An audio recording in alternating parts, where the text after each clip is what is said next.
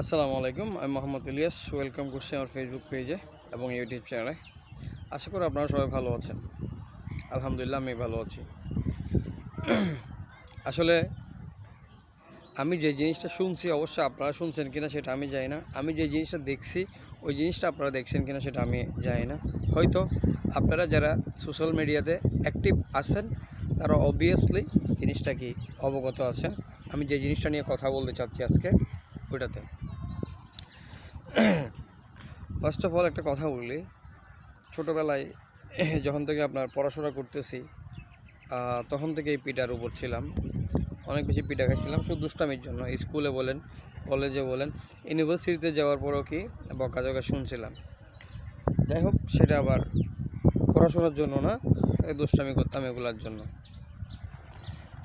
এগুলো হয়তো এখন আর ইচ্ছা করলেও কি আর শুনতে পারি না, কারণ ওই টিচারগুলোকে মিস করি, বা ওই শিক্ষকগুলা বলেন, ম্যাডামগুলো সবাইকে মিস করি। কারণ ওনাদের কারণে হয়তো আমরা এখন যে অবস্থানে আছি ওই অবস্থানটাতে আসতে ওনারাই হয়তো আমরা সাহায্য করছেন। বাকিটা তো অবশ্যই আল্লাহ তো অবশ্যই আছেন। তো গতকালকে একটা জিনিস শুনছিলাম যে আপনার যারা এসএসসি পরীক্ষা দিছে তারা 2 সাবজেক্টে ফেল করলেও কি কলেজে অ্যাডমিশন নিতে পারবে। আমাদের দেশের পড়াশোনার যে ইয়েটা ছিল, কারিকুলামটা ছিল, এবং যারা পড়াশোনা করার জন্য এক্সাইটেড তাদের সব কিছু কমে যাবে। এবং এখনও তো কমে গেছে। যারা আমরা পড়াশোনা করছি আমাদের বেসের সামনে এখনকার স্টুডেন্টরা আমাদের সাথে দাঁড়াতে পারবে না পড়াশোনা নিয়ে, যেটা সত্যি কথা। সো এখন গভর্নমেন্টের আমাদের শিক্ষামন্ত্রী হয়তো ওনার কাছ থেকে জিনিসটা আসলে অন্য কেউ তো বলার সাহস করতো না। যাই হোক, XYZ যে বলছে আর কি, এই জিনিসটা কি আসলে কি গ্রহণযোগ্য নাকি গ্রহণযোগ্য না, আপনি আমাকে একটু কাইন্ডলি জানাবেন। যে 2 বিষয়ে ফেল করার পর একটা ছেলে কলেজে যাবে, তো মনে করেন ওই ছেলেটা কলেজে পাস করে ফেলছে, ঠিক আছে, যাই হোক, কিন্তু আর স্কুলে যে ফেল করছে ওইটা। আমি আপনাকে একটা এক্সাম্পল দিই।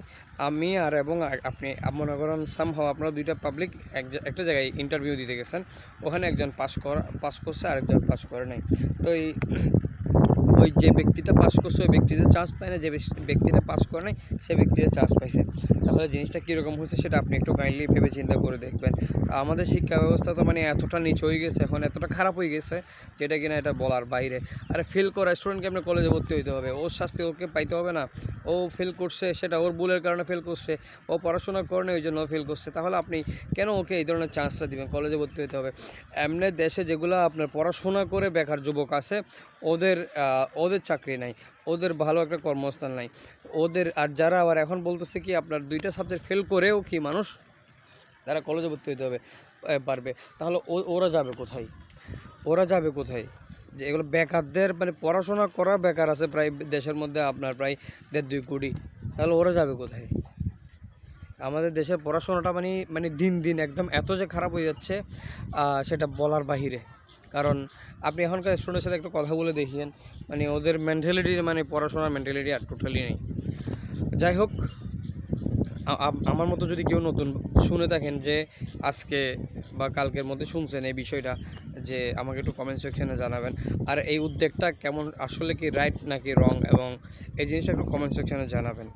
কারণ আপনারা দেশের জনগণ, আপনারা অবশ্যই আপনাদের একটা নিজস্ব কি স্বাধীনতা থাকতে পারে এই সম্পর্কে বলার জন্য এবং জানার জন্য। যাই হোক, আমি মনে করি এই জিনিসটা সুযোগটা না দিলে ভালো হবে। আর আপনাদের ইয়াটা কি একটু আপনারা আমাদেরকে জানা দিবেন, যে আমার কমেন্ট সেকশনে জানা দিবেন যে আসলে এই জিনিসটা কি উদ্যোগটা ভালো ছিল নাকি খারাপ ছিল। যাই হোক, আল্লাহ হাফেজ।